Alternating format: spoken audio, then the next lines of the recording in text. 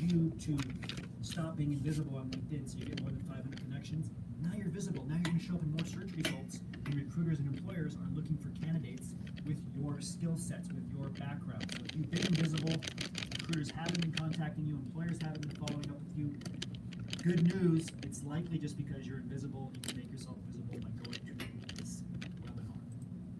Now, we've put out a lot of great articles on Cheeky Scientist's blog. If you go to cheekyscientist.com/blog, you can see our top trending blogs here on the left. This has been the top trending blog for several weeks now. My career took off when I finally ditched my limited academic mindset. This refreshes every week trending.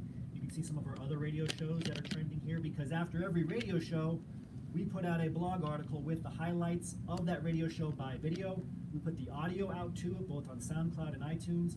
We put out timestamps, notes about the author, everything you could want to know about the radio show that you're watching right now. We're live on YouTube. All right, hello YouTube, good to see you. Thank you for joining us on another Cheeky Scientist radio show. Today we are talking about how to add value to employers, even when you think you don't have value to add. So we're live in multiple locations. I want to say that you should check out this brand new article as well. Your PhD is not enough. 7 articles to increase your business acumen and get hired in industry. So every month we collate all the articles that we have around a specific topic. We have 7 articles specifically on business acumen, and it's just a great article because it gives you kind of a summary of what all of those articles say.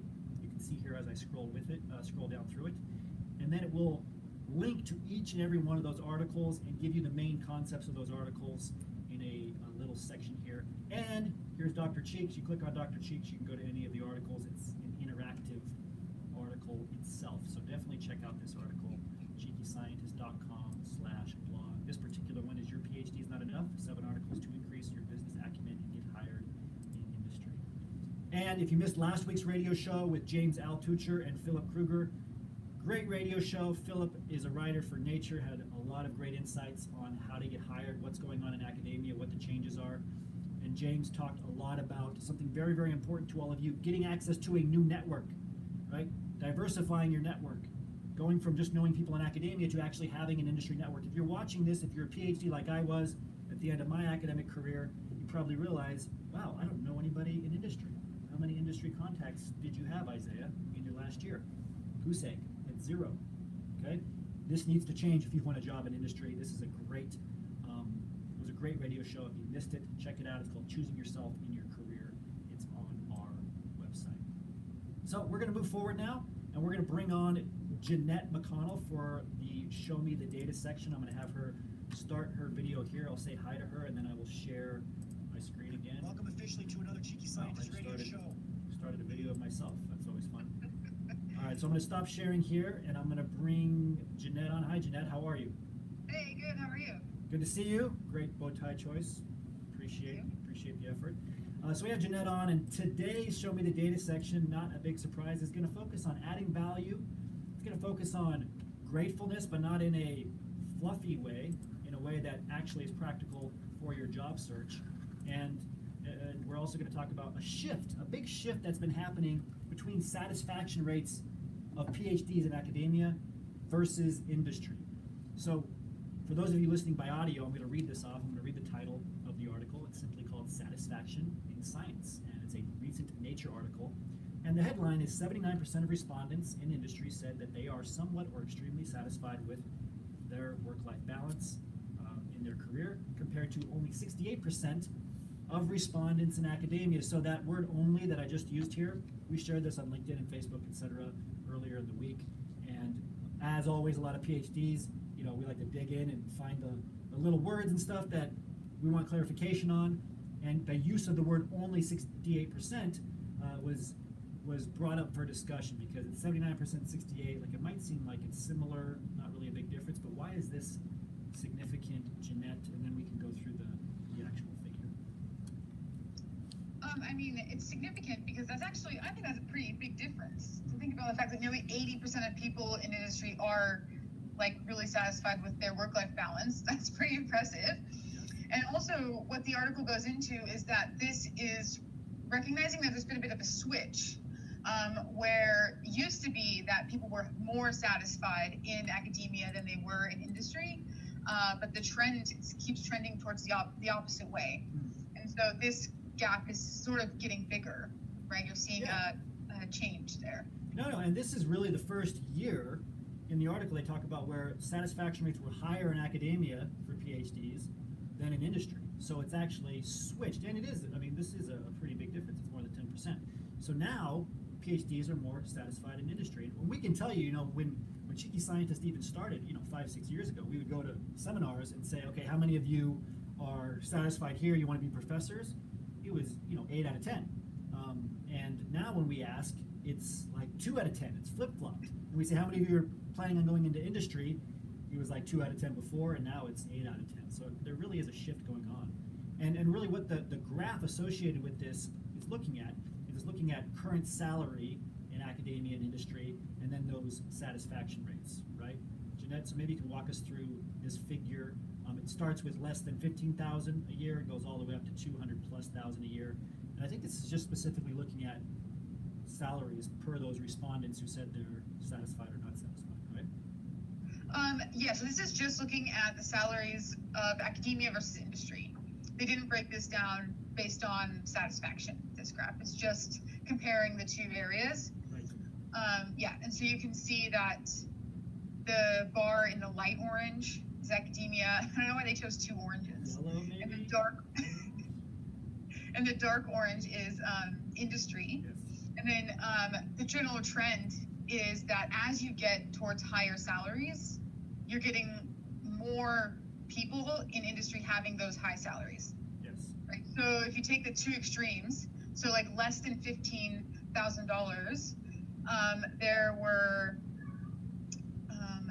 in industry there was less than 10% of respondents said that, right? I mean, the biggest one is, yeah, you're exactly right. So, I mean, the numbers we always talk about is overall the average in academia, you're looking at like 45,000, and then in industry it's about 90,000. And if you look at these graphs, once you get up to 80,000 to 109,000 per year, it really just drops off in academia, like very few people. Then it starts to increase in industry. So nothing surprising here, but I think it's important to show that, their sample size was across the board. There's people making all different types of salaries. And then, of course, we see the trend that we expect where people make a lot more money in industry. But I don't think that was specifically correlated. You mentioned that it was a huge sample population. So there was more than 4,000 people with graduate degrees in this survey. Right. So that's a huge number. That's a large survey population. Yeah. Yeah, and I think a big point here is that, and a lot of people say this to us, well, PhDs don't just care about money. Exactly. I mean, of course we see the trend where people make more money in industry. We know that. We always say you can make good money and do meaningful work, right? Neither one's mutually exclusive. The point here is that there was people satisfied across the entire spectrum of salaries, right? So there were people that were satisfied, happy with their work, feeling like they were doing meaningful work, grateful for their jobs, no matter what salary they were making. They weren't linked, and I think that is important. So the next figure we want to go to, and this is going to be, we're going to get increasingly more on point with our theme today. The title of it was Counting Blessings versus Burdens, an experimental investigation of gratitude and subjective well-being and daily life. And this is from Berkeley, and it's a fun table with lots of different rows. And we'll break this down a little bit. So there's 2 tables we're looking at, right, Jeanette? What's the difference between the table on the left and the table on the right? Yeah, so the table on the left looked at the subjective well-being of people in the different categories, so people who were asked to be grateful about stuff and people who weren't. And then the table on the right looks at more concrete measures. So like how refreshed were you? What was your sleep like? Were you in pain? Those kinds of more concrete measures. And what is, so in the table on the left, some of the titles here in the table are life as a whole, your upcoming week, connected with others, right? And there's a gratitude column versus a control, right? And then there's a significance column. And then in the table on the right, it's, again, those more practical things like how many hours of sleep did you get? How refreshed? Because some of us feel, let's face it, a little bit more grateful if we've slept 8 hours versus 2. How refreshed do you feel? Are you in any pain? Probably going to feel a little less grateful maybe if you're in pain. Pain interference, exercise, functional status. So did the results challenge some of our, I guess, our thinking about this? Was there any surprises here in terms of when you feel the most grateful versus not? Yeah, so actually what the study was sort of looking at using gratitude as a way to shift these ideas. So if you practice gratitude, are you more satisfied or do you feel better? Yes. Right? So in the graph on the left, they asked the people to rate on a scale, right? Like how, what is your well-being for your whole life? What do you feel about the upcoming week? And the higher the number, the more, but the better they felt about their lives. Yes. And then you can see the gratitude and the control column. So in gratitude, they were actually asked this sentence that's below the figure, right? They were asked, there's many things in our lives, both large and small, that we could be grateful about. Think back over your week and write down some things you were grateful for. And so when people did that, they actually ended up feeling more like satisfied or happier about their lives. And that's reflected in that life as a whole, where you see gratitude is 5.54 and the control is just 4.8. Yes. And then the F value over there demonstrates that those two populations are in fact different, and there's a p-value of this significance. So this is great. So people were basically asked to think about things they're grateful for, write them down. It was 5 things to write down. And then people who did that felt better, more satisfied overall with their entire life, their upcoming week, their connection with others, than the people who didn't do that. And it was statistically significant. We have p-values here and everything, right? Exactly. And then for the more practical things, it looks like the trend was there for the first 2 hours of sleep, how refreshed on waking, but then it kind of shifted a little bit with physical pain and pain interference. Yeah, correct. So they didn't really see any significant value, like significance in what gratitude could do for those in this particular study, Right. for those things on the bottom. But they did note that you got more sleep and that your sleep was better, right? You felt more refreshed. Yes. When you had this gratitude mentality. Fantastic. And we've seen a lot of studies on this where before bed, if you think about a couple of things you're grateful about, you sleep better, you sleep longer, you get more REM sleep. It's pretty fascinating. We could go down that rabbit hole, but I want to get to a few other studies here before we bring AJ on. So this next article is Coping Style as a Psychological Resource of Grateful People, right? So you're probably thinking, I'm a PhD. I have a lot to cope with. I'm stressed out. On 2 radio shows ago, I think there's more stress than ever for PhDs in academia, more stress than ever for people in general in academia, way higher than the rest of the population, anxiety and depression. Okay, so how do you cope with this? Your school maybe has different coping mechanisms, like some people have these different projects or classes or programs. It can be anything from meditating to have one of those stress balls. But what about gratitude? Okay, so this is from the Journal of Social and Clinical Psychology. It's a large table here. We have a variety of activities on the far left column: use of instrumental social support, use of emotional social support, active coping, behavioral disengagement. This is what I did in grad school, disengage. I know somewhere else. Positive reinterpretation and growth, self-blame, did a lot of that too, denial planning. And then you have sample 1, sample 2, right, under this descriptive statistics header. And we're looking at the mean and the standard deviation, and we're going to go through the trends here, don't worry. I just want for those of you listening by audio, I want you to have somewhat of an understanding of what we're talking about. And then finally, under correlations, we have gratitude of sample 1 and sample 2, and we're looking at statistical significance as well. So what were these 2 different samples, Jeanette, and then what were they looking at specifically in terms of those different activities that I mentioned, whether it's active coping or self-blame? Yeah. Okay, so the 2 samples are just like 2 sort of replicates of this experiment done with different groups of people. And then they looked at how did the gratitude level of these people correlate with how they coped with stress or with difficult situations. Yes. So if the person was grateful, did they use instrumental social support or did they use behavioral disengagement? Right? So how were those 2 things correlated with one another? And what they found is I put those green and red dots. As you can see that the ones with the green dots were correlated with gratefulness and gratitude, whereas when people were not grateful or they had a bit of a negative outlook on things, they were more likely to use these more harmful coping strategies, such as self-blame and denial and just disengaging, which doesn't really get you anywhere. So So they didn't go as far as causation, but they were able to correlate gratefulness with these different activities. So, the first few we talked about: use of instrumental social support, use of emotional social support, active coping, right? Being proactive. These things were correlated to a grateful state. Gratitude. Gratitude would the grateful people were linked to having these coping strategies, whereas behavioral disengagement was not correlated to gratefulness. Self-blame, denial, and you probably know this. If you are blaming yourself, you're not feeling very grateful. But if you could switch that around, and that's what we're going to talk a little bit about today, if you can switch that around and start to be grateful, even for something small, it can take you down a path on a journey that's going to reframe the way you're thinking about things. It will actually help you in terms of not just your mood, but your performance. And I think that's the most exciting thing here.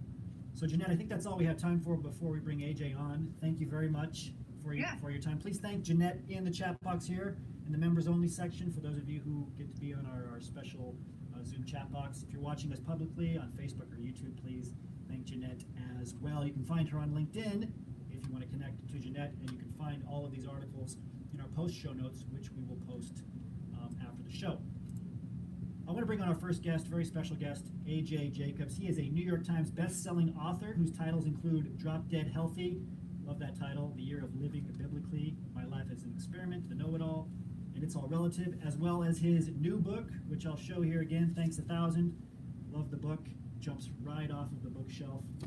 Great book, and he is a contributor to NPR, has written for the New York Times, the Washington Post, Entertainment Weekly. He lives in New York City with his wife, Julie, and their children. You can go to ajjacobs.com. I love his website. He's always doing creative things. His articles are fantastic. You can follow him on Twitter at ajjacobs as well. And because we're talking about LinkedIn a little bit later, you can find him on LinkedIn.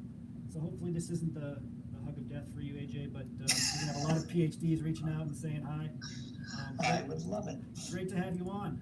How are you? Thank you for having me, of course. And thank you for doing that segment before me. I learned a lot. I love having the numbers to back up the intuition. The gratitude is super helpful. Yeah, we were excited about it because, of course, we were able to read your book before and this journey you went on for gratefulness, and then to constantly see all of this quantitative data that says, yeah, this is why it works. It's fantastic. So maybe that's a good place to start. So why did you want to write a book on gratitude? Well, it was partly because I had read all these studies, how important gratitude is to fighting depression, to your sleep, to eating better, all sorts of positive correlations. Yeah. So I thought one way to do it would be to go to the extreme and try to thank everyone I could, because we take so many people for granted in the little things in our life. So I chose a cup of coffee, and I said, I'm going to thank every single person who actually makes that coffee possible. And if you think about it, that's a lot of people. That is hundreds, thousands of people, because you don't just have the farmer and the barista, though you have to thank them, of course. But, it's like 6 degrees of gratitude. Yeah, there's the guy who drove the truck, but he couldn't have driven the truck with the coffee beans without the road. So you got to thank the guy who built the road, the guy who painted the yellow lines on the road so the truck didn't veer into traffic. And it just goes on. And I loved it because it was revelatory to realize the connections and the networks we live in. Yeah, and I think, for those of you who have yet to read AJ's books, and I hope you do soon, he takes a great approach. And the first time I saw AJ speak on stage, this part always stuck out at me. Like most people, they write a book and they go like very deep, and AJ likes to go very broad. And if you've noticed some of his titles, like A Year of Living Biblically, he tried to do everything that was in the Bible. Drop Dead Healthy, he tried to try everything that you could possibly do that has been prescribed to live a healthier life. And so here he went, again, super broad, traveled all over, found everyone he could possibly find related to making this one thing happen. And I think it's a great way to kind of reframe how you approach, especially for us, most of us here, PhDs, who tend to go very narrow and deep, like our very specific field. I'm a computational analytical chemist. Like start thinking more broadly in terms of these diverse networks. And so what, on that topic, AJ, what have you found from writing this book and other books that has changed your perspective in terms of going broad, in terms of the networks of gratefulness? What were some of the surprising things that came up? Well, I am a big fan of going broad and interdisciplinary thinking.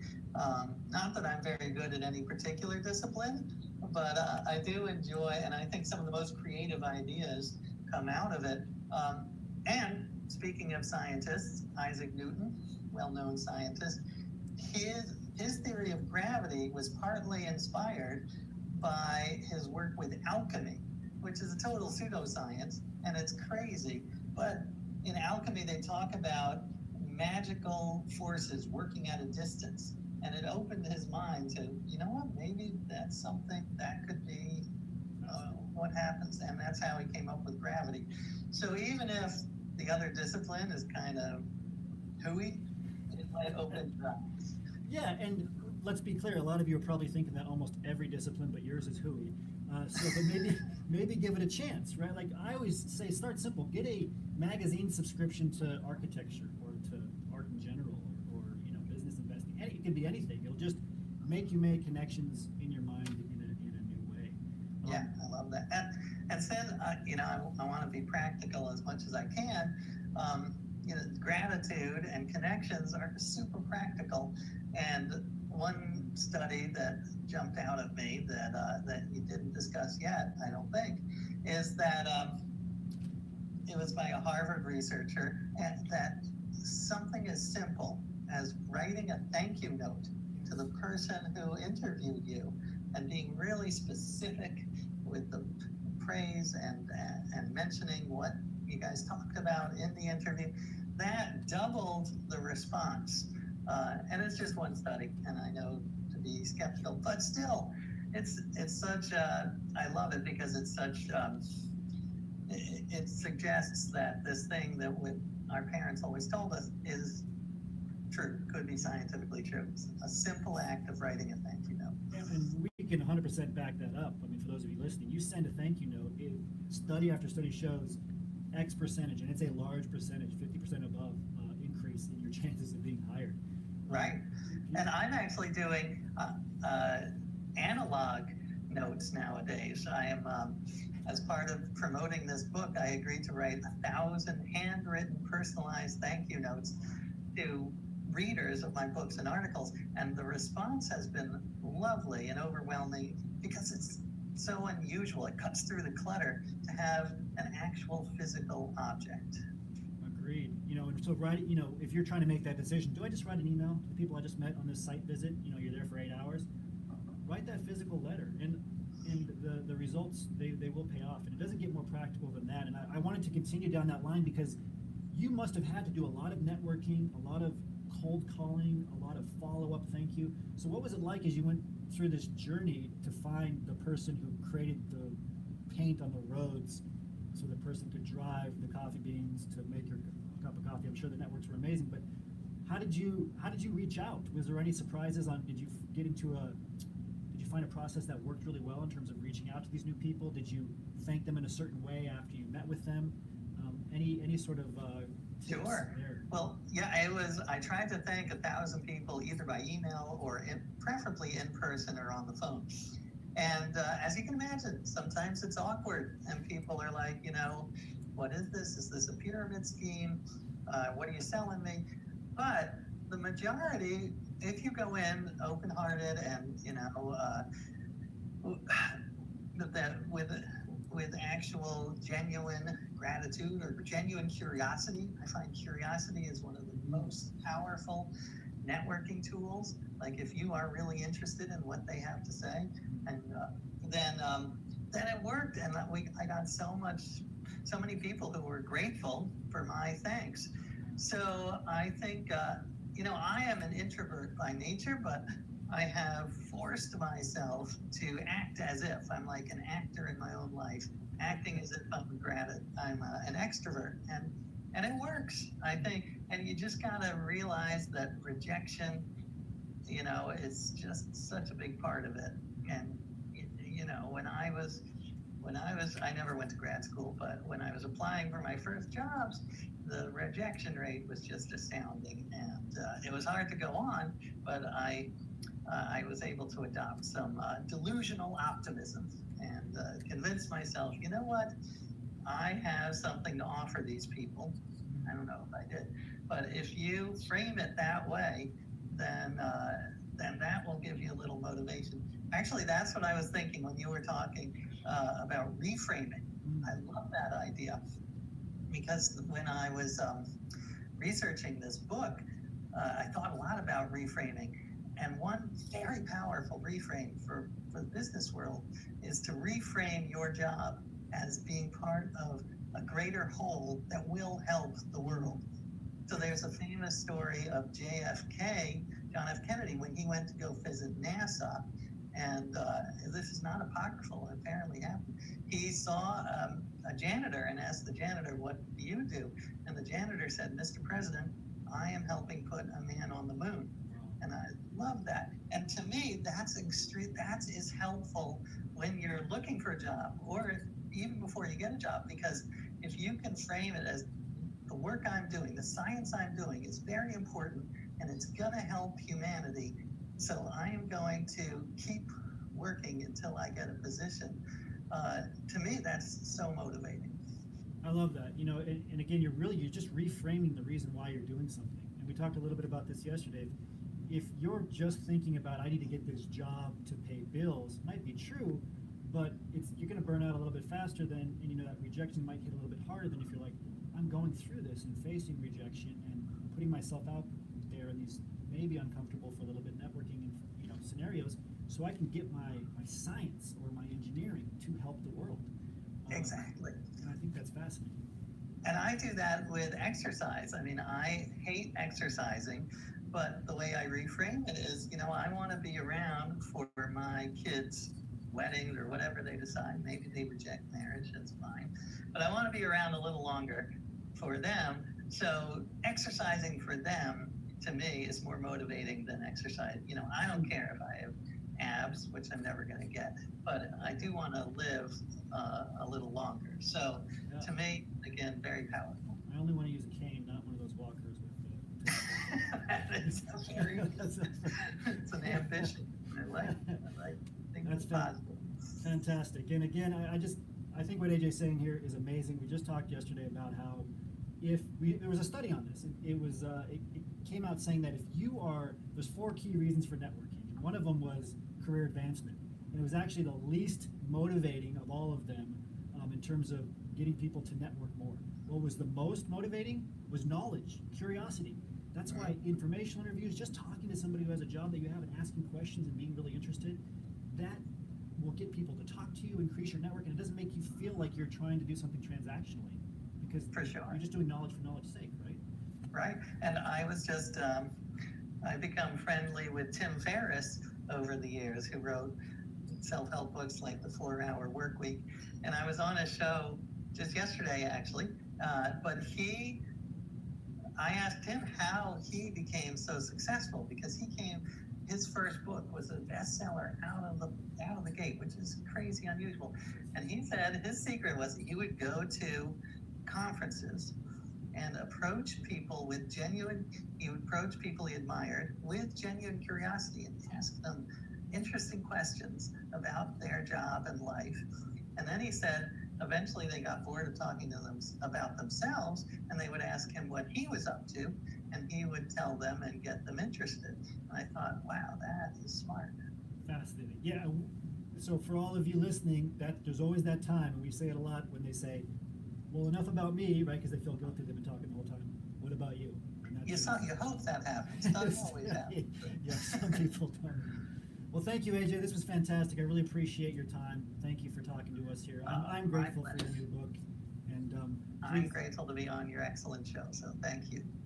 So check out AJ's book, Thanks 1,000. We will be talking about it for the rest of the show.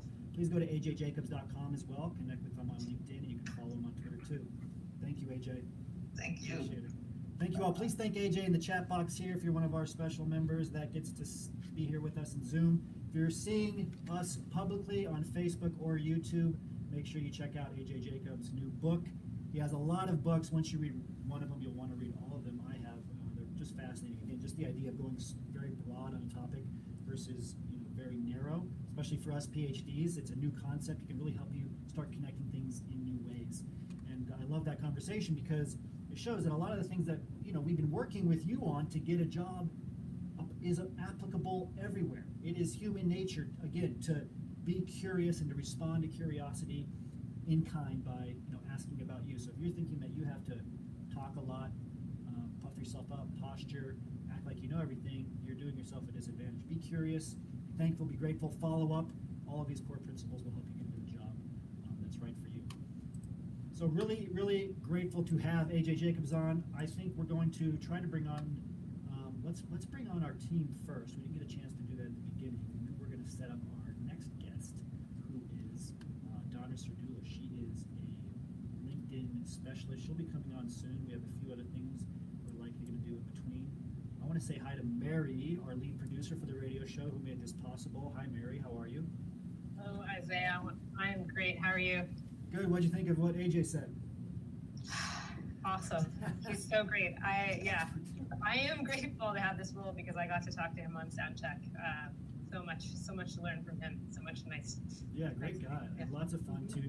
I didn't mention his TED Talks. Go check out his TED Talks. Every single one of them is hilarious. And it's the big TED Talk. Yeah, and there's going to be one, I believe, next week with the release of his book. We should, if you go to his website, you can sign up for that. Fantastic speaker. Yeah, absolutely. And then I believe we have Lisa on with us too. Hi, Lisa. How are you? Let me unmute you. Hi, y'all. Y'all, you don't even sound like you're Canadian anymore. You sound like Cheney. Well, I was in Louisiana for my PhD, so y'all. Oh, Cheney went to school in Louisiana too. That's great. Yeah, I heard. Okay. She beeps out. All right, so great to have you on, Lisa. Lisa is posting all of those links in the chat box and on social media. So say hi to Lisa if you get a chance. Say hi to Mary too. Mary, what do we have up next? Well, I think we're a little ahead of schedule, so we're waiting for Donna to join us. That's great. And so yeah, I think What we it's can do- our choice. What would you like to do next? Well, I think we can. Go through one of these LinkedIn profiles. What do you think? Or we can talk about. Maybe we can go through Donna's and set up Donna being on. I think one thing that we really want to focus on today is your LinkedIn profiles. For those of you who missed at the beginning, we do have a special LinkedIn webinar tomorrow. I'm going to show that on the screen very, very quickly. For the rest of the show, we're really going to be focusing heavily on LinkedIn in preparation for this webinar tomorrow. Optimize your LinkedIn profile for 2019, increase your LinkedIn contacts to 500 plus. So there's really two parts here. You want to get your LinkedIn profile optimized for the jobs that you want. What does optimize mean? It means it's aligned with what LinkedIn wants to see with their algorithm, so it shows your profile to more employers when they're searching for anything related to you, your location, the jobs you want, your skills, etc.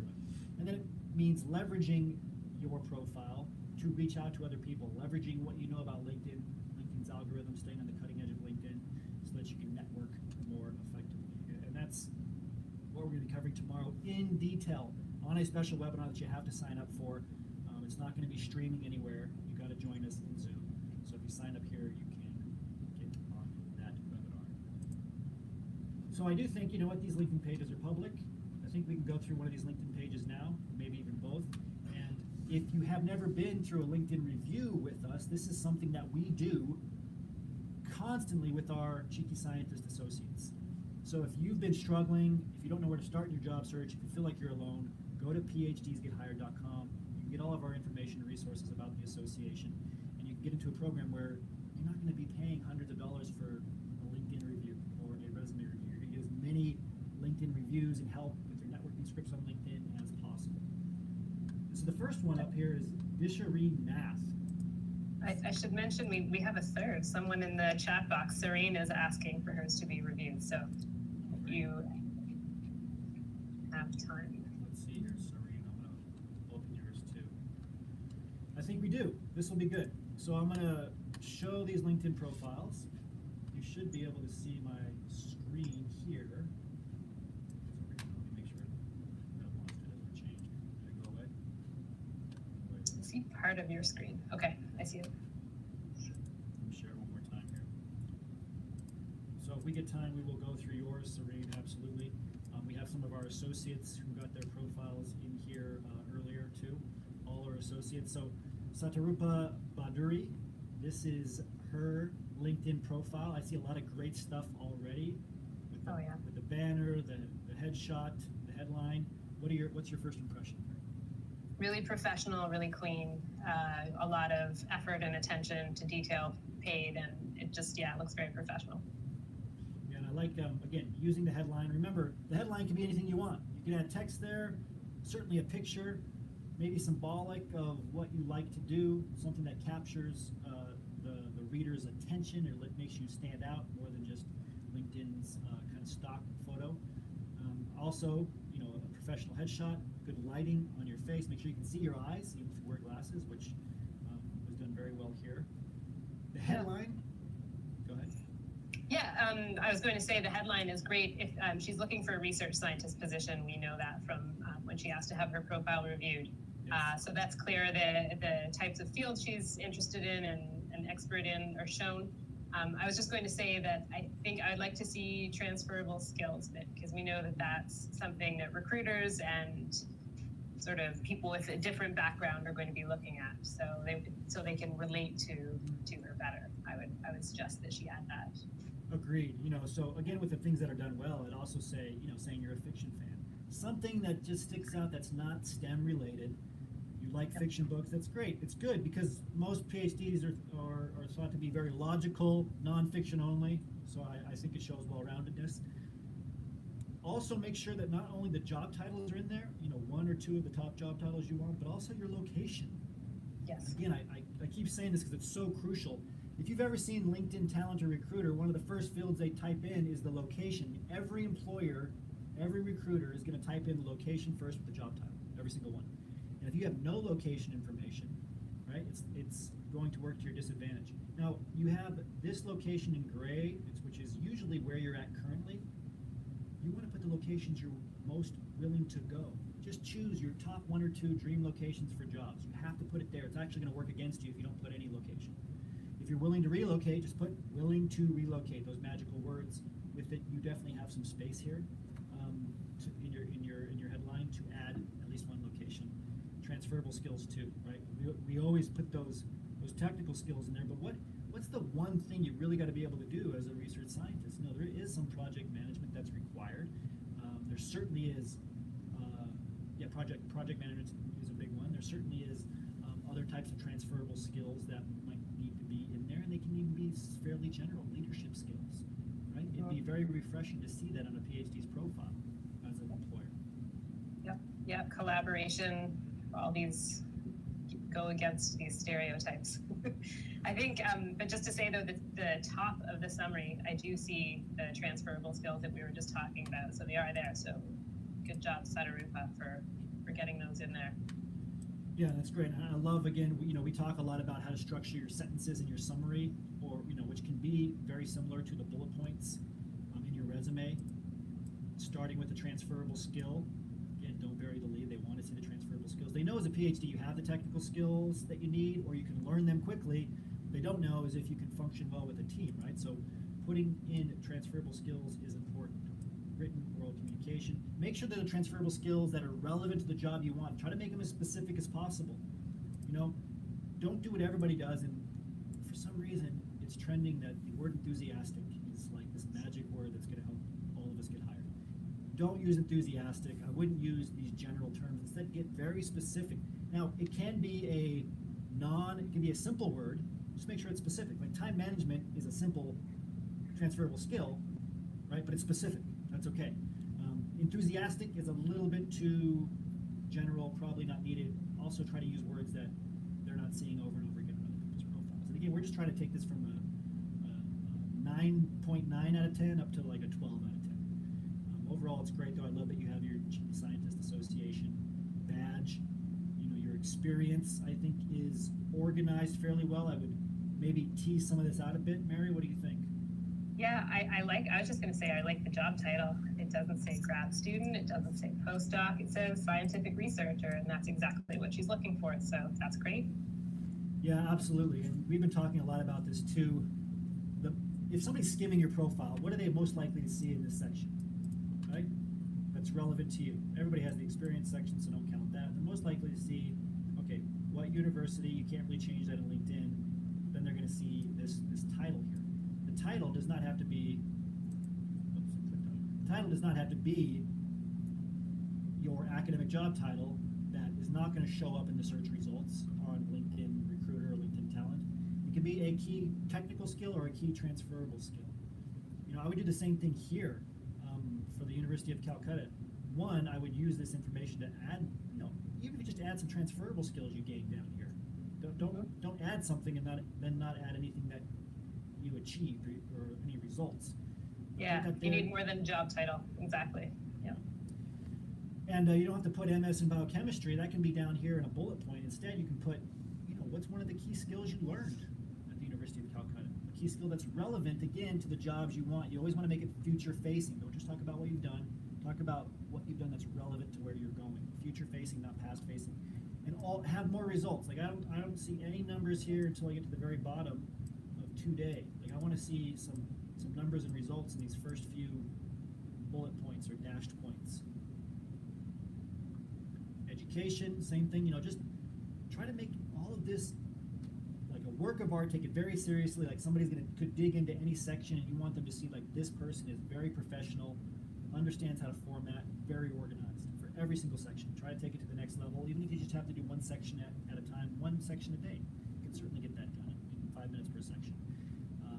Don't waste any space. Education, right? Skills, endorsements. I think this is something that we're going to talk a little bit about today. It looks like you've added some skills and endorsements. But let's see. Yeah, there's skills, but we need to work on the endorsements. Yeah. But the skills that she chose are great. Team leadership, time management, interpersonal communication. That's really important for a research scientist position. And it's not, sorry? So we've connected a few times. I've seen these skills, so I'm going to endorse the first ones. But the good news is it looks like she chose what her skills are. And she must have recently chose them, which is why they're fresh on here. So associates, if you're on here, do us a favor, go to Satarupa's LinkedIn page, give her some endorsements if you've interacted with her, certainly for interpersonal communication, if you talk to her, time management, if she replied to you, and let's help her out. What about the accomplishment section, Mary? It's very different now, right? We talked to Donna about this, who will be on with us soon too. Honors and awards, organizations, languages, projects. I love that she's taken the time to fill out so many of these. And multiple, right? Not just one or two. Sometimes we fill in one and we're like, that's good enough. Yeah. But honors and awards, I like that she really went above and beyond here. And the descriptions. Yeah. And yeah, the context in which she got this fellowship, best oral speaker. So where was this? What were the dates? I think that's really great. Yeah, and this one jumps out at me because it shows a key transferable skill, no matter what industry position you want.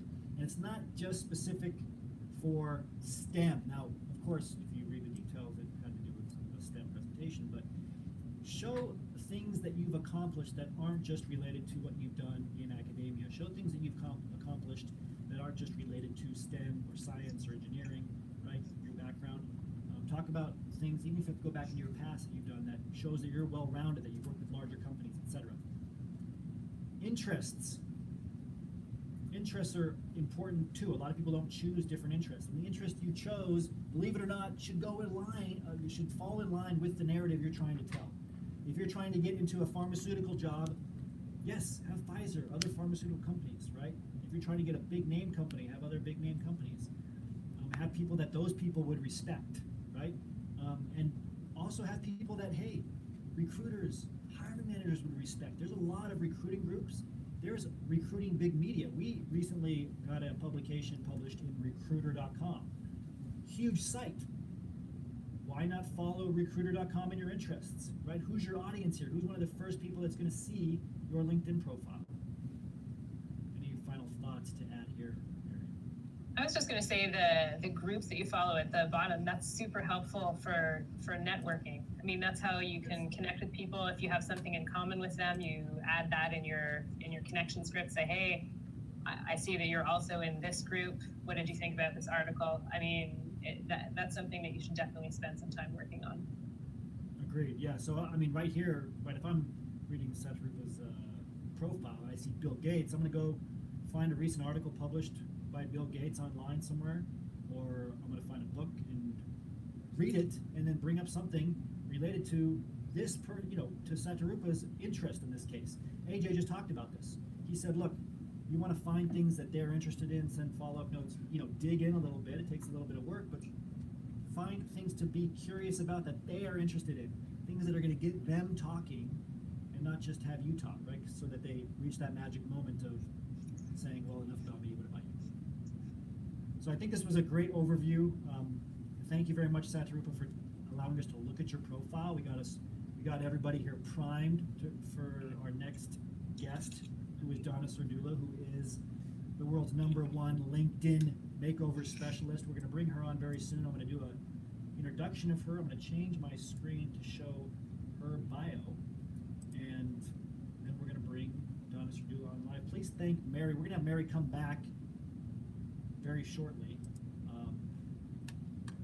Shortly after the interview. Let me make sure my screen is being shared here. All right, here we go. We're going to bring Mary back on to go through a couple more LinkedIn profiles after we go through what's important with Donna. So very excited to bring on Donna Sardula again. Donna loves LinkedIn, lots of enthusiasm. Hi Donna, I'll show you full screen here in a second, but I'm going to give you your due here. So Donna loves LinkedIn. She's the author of the popular book, LinkedIn Makeover, Professional Secrets to a Powerful LinkedIn Profile. And the new book, just LinkedIn for Dummies. Is that right? That's the title. I think I can remember that one. That's right. And then we have, back in 2009, she decided to break free from corporate America and set out on her own path. She started Vision Board Media with the goal to help businesses and individuals leverage the internet in their quest to market themselves. She is the world's #1 LinkedIn profile optimization, and I would even say networking expert. She founded LinkedIn Makeover, where she helps individuals from around the world brand themselves successfully. Make sure you go to LinkedIn and look up Donna Sardula. You'll find her easily because she's a master of LinkedIn. Connect with her there. I'll show her profile very quickly here. Notice all of the goodies on here and the videos and the media. We'll have time to talk about that later, but welcome, Donna. How are you? I'm great, Isaiah. How are you? I'm good. And that's your book in the background that you were pointing to, right? Yeah, there it is. There it is. That was its LinkedIn. Did I say it right? Profile optimization for LinkedIn dummies. profile optimization for dummies. That's right. Yes, Mr. Joel E. Ladd wrote LinkedIn for dummies. I wish that was my calling Oh, card. just got there. But I did the profile optimization, and I just did I was the technical editor on LinkedIn Sales Navigator That's for right. dummies. Right. Well, congratulations.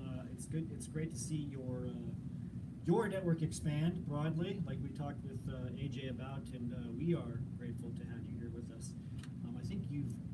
I think you hold the record. It's like SNL, right? Like I think John Goodman or somebody holds the record for the most time hosting. You have the record for Cheeky Scientist Radio for being on with us as the guest more than anybody Hey. else. I love my PhDs. That's all I can say. Well, thank you. And we know we've had hundreds and hundreds, thousands at this point of PhDs get access, to your materials and your templates, and it's just revolutionized their job search because now they stop being invisible on LinkedIn and they're visible. So I wanted to talk about a few different things, and maybe we could start, I guess, more broadly first and talk just about getting noticed on LinkedIn. I know that there's little things and tagging tricks and stuff that change frequently, and then there's kind of those core principles of increasing activity. What can you tell us? What's up to date now? What's working on LinkedIn in terms of just getting noticed? Yeah, I got to tell you, at one time, you just needed a good-looking profile, and that was it. Those were the days, my friend, but they're long gone. You've got to splash around. LinkedIn is this ginormous ocean, and if you want to get noticed, you've got to splash around. And what does that mean? That means you've got to you've got to comment, you've got to share, and you've got to post. You've got to use LinkedIn as that social networking site. And so that's going to be really, really, really important. And I always say, a lot of us get overwhelmed at the thought of being the creator of content. It's scary. So don't be the creator of content out of the gate, because it is hard. Instead, be the curator of content, of good content. And so what that means is work at just gathering good stuff together. And you can do that simply from using your phone, logging in and just going through your news, your LinkedIn feed and seeing what other people are talking about and liking, commenting, and sharing on that material. Once you get good with that, start putting out some Google alerts, finding things that are going on in your industry, have Google send that information to you. And what you think is interesting and good, share that.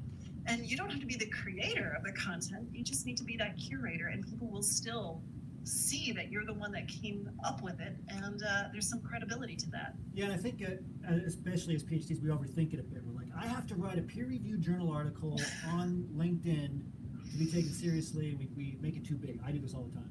But you're just saying, if I like some people's posts, if I comment, like, you could be the only person to comment. This person's going to recognize somebody actually commenting on their post, actually caring, right? Yeah, and then just share it. Oh my goodness, you are then promoting them to your network. That's huge.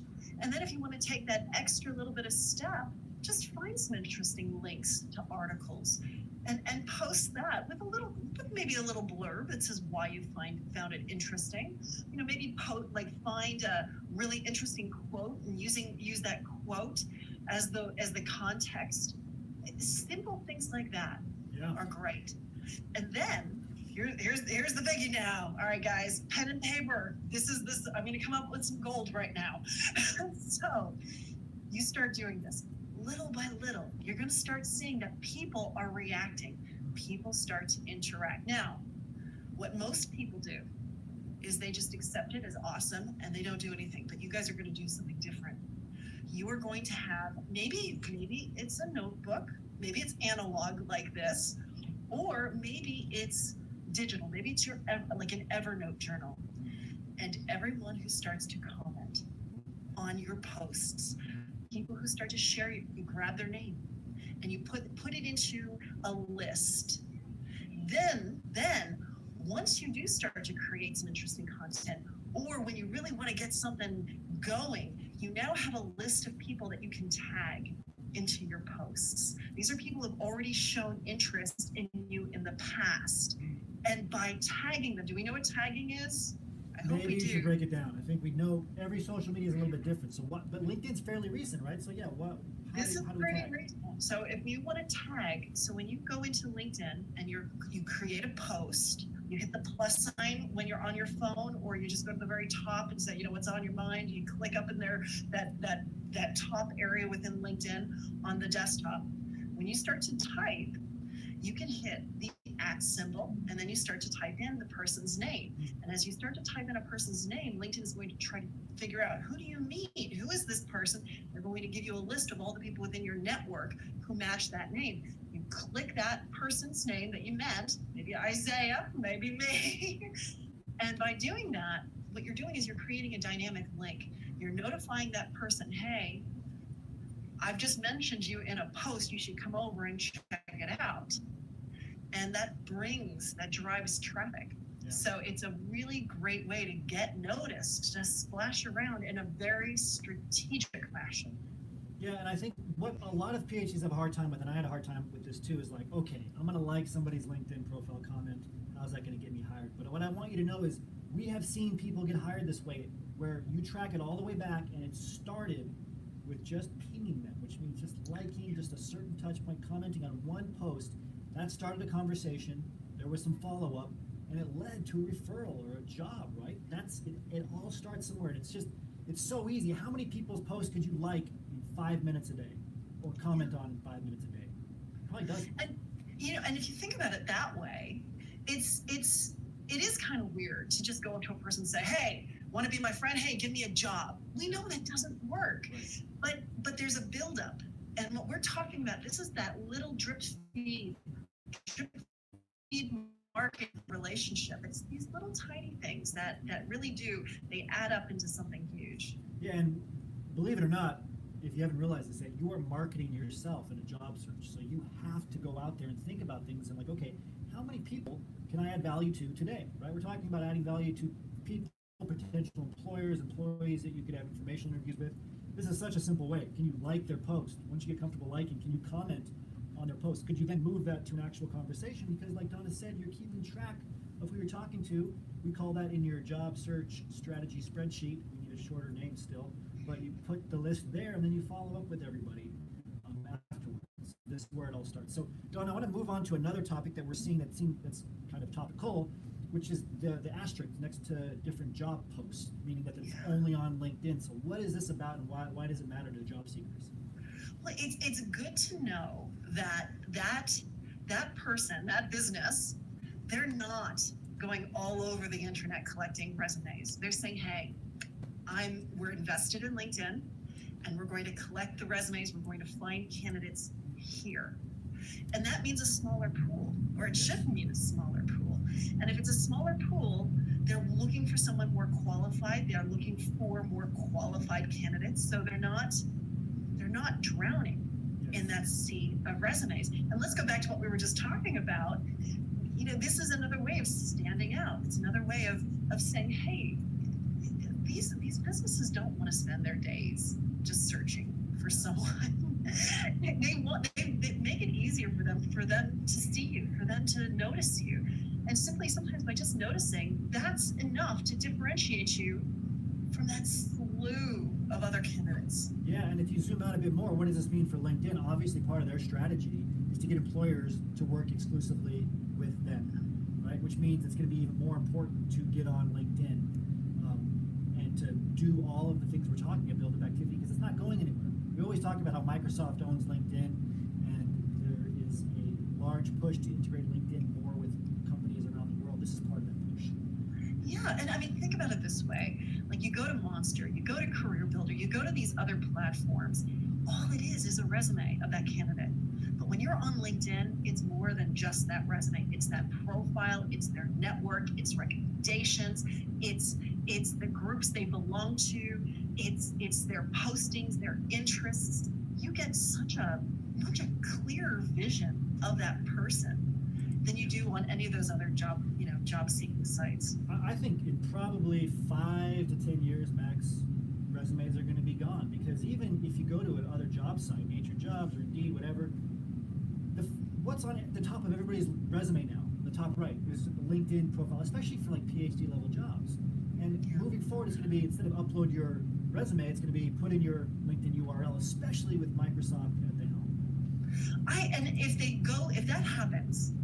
If that happens, I do hope this will be my big wish list, because this is one of my big issues. Is I don't feel that your LinkedIn profile is your resume, and the reason is it's public and anyone can see it, and you don't want to put every single accomplishment out there, because it can hurt your current company. It could hurt previous positions. So if they do go in that route, if they go down that route, they have to make the profile. They have to create one that's more privacy, more guarded, more, cloaked. Maybe like a employer view versus Everybody and their brother view. And I think it's only a matter of time. Like, even when we get resumes, I'm like, okay, what's your LinkedIn URL? Because there's so much more information you can get. Like, now you just want to see their profile, like you said, it's the way it is. And you brought up references. Why are these so important now? And LinkedIn's really pushing for this. I saw a new pop-up just the last few weeks where even for an endorsement, it's asking for more information about why you're endorsing them, right? It's saying, like, how do you know they have this skill? And there's more of an importance on references. Do you see this trend continuing? And if so, why, how to prepare? I've always said that between endorsements and recommendations mean more. They're more powerful. They're more impactful. Now, I will say this: if you have no recommendations on your profile, I don't believe that you're going to be totally passed over. I don't believe that's going to happen. But recommendations are a plus. And if you have no recommendations, try to get one. And you can do it. Please, guys, you can do it. And to me, the easiest way to get a recommendation is to simply ask. Ask someone. Don't just hope that the good recommendation fairy is going to fly by your computer and just give you one. It doesn't work that way. You have to ask, but even more so, you have to give them the wording. Tell the person what you want them to write. And if you don't know what they should write, how dare you even expect them to do it? Yeah. If you can't do it, they're never going to do it. So you've got to write that recommendation for them, or at least give them some bullets to follow. But why is it so important? And it's the same reason it's always been important, which is with a recommendation, it leads back to that person's profile. You can see where they sit within an organization. You can see who they are. You can see what kind of individual they are. So in some ways, it's less what they say and more about who they are and where they sit within an organization. And that is huge, because in the old days, you could give a list of your aunts, your uncles, your cousins, and they wouldn't really know. But within the LinkedIn world, those recommendations really do mean something. And I think everyone should have at least 3 current. I was just looking at a profile this morning, in fact, and he had one recommendation from 2009, and the person who wrote it misspelled the word client. Yeah, and people make those snap decisions when they're skimming a profile. It's an employer, right? They're actually just looking for a reason to move on to the next one. And I think it's important to think that, okay, just because somebody else submitted this doesn't free you from the responsibility of making sure that it's correct.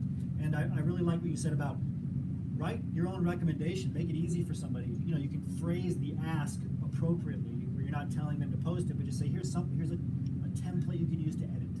And yeah, I always say, I know you're busy, and so I've taken the liberty of writing this recommendation for you. Please feel free to edit or change accordingly. Exactly. And so, again, lots of great stuff here. The last question I always want to ask, Donna, is what else is fresh and new out there for LinkedIn, especially when it comes to moving from your profiles optimized to now getting attention on your profile? So I've got something I've never talked to you guys about before. This is exciting stuff. And it goes really well with this idea of gratitude. And that is, I hope you guys haven't already talked about this, but it's the kudos. Have you guys seen kudos yet? All right, so if you go onto LinkedIn, and you can do this on your phone or you can do it on the desktop, but you go in, shall I share my screen? Would it be easy if I show people how this works? Because I know, I think very few people have ever used this. So I'm going to share my screen if I can figure out how to do it here. I think at the bottom center should be an up arrow. There we go, share. All right, so tell me when you guys can see my screen. I can see it. It's great. All right. So right up here it says share an article, photo, video, or idea. If you click there, do you see this little thing? No one ever touches it. No one does anything with it, but it's there. We click on it, and it says, "Who shall we send this kudos to?" I'm going to write in Isaiah. There he is, Isaiah. All right, and then I'm going to hit next, and then I can say, "Thank you, Isaiah," or I can say, "No, going above and beyond." Or I can, I'm going to say making an impact, because honestly, we all know that this is what Isaiah does. He makes an impact. So we're going to hit next. And look, it puts it up there with the hashtag kudos, making an impact. And I can say, thank you, Isaiah, for making such a difference. What a great idea. Yeah, I didn't even know this existed. So many This is why we bring Donna on. people's lives. I think I need to. It's a picture of somebody riding a piece of paper trash, so that's perfect. It's a crumpled baseball. Oh, okay, go.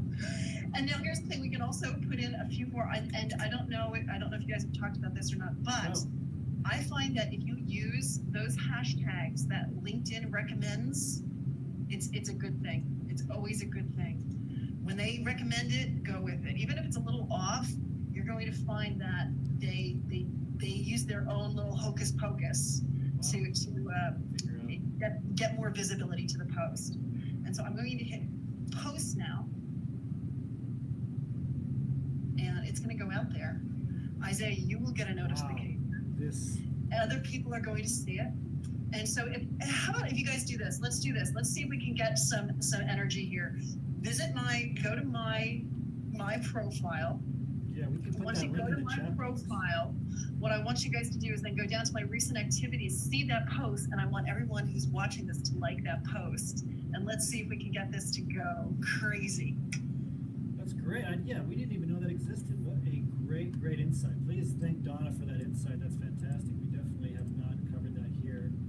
And I think you can link to the actual post, so I'll grab that link from our team on the page. I don't know if I think it goes under CL activity. Let me see. Show you here. Should be under posts here.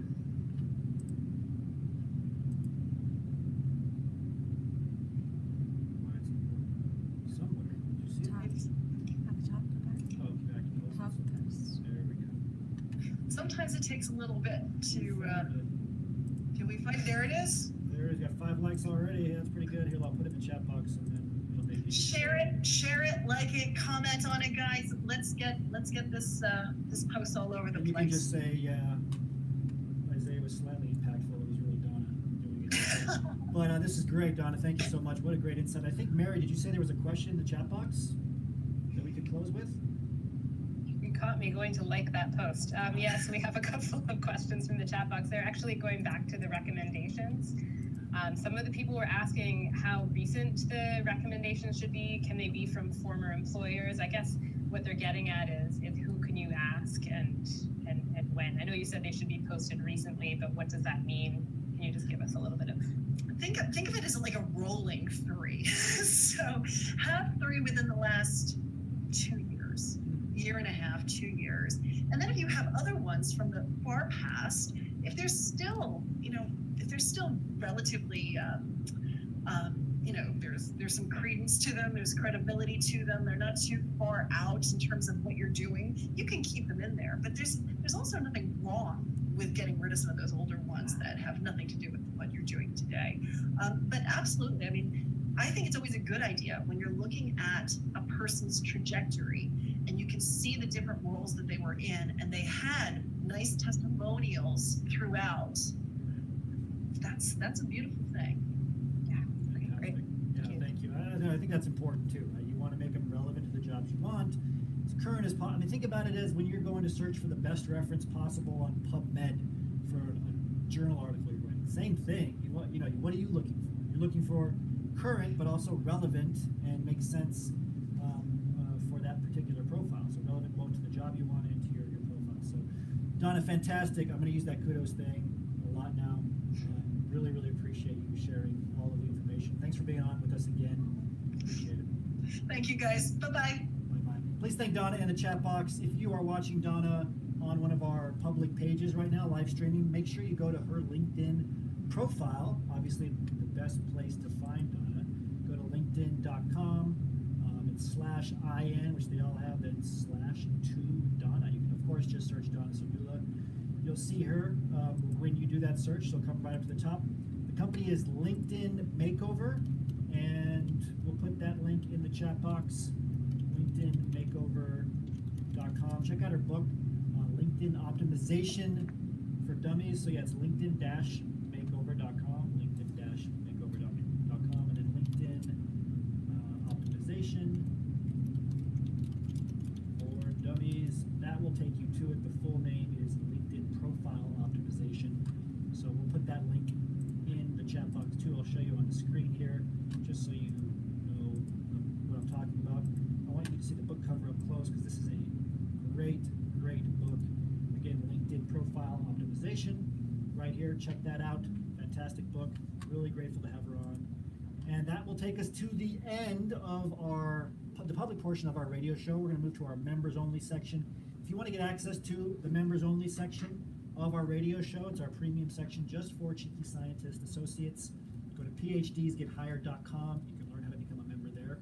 Good news is that we're opening up enrollment for the association on Monday. So what is that, 8, 9, 10, 11, 12th?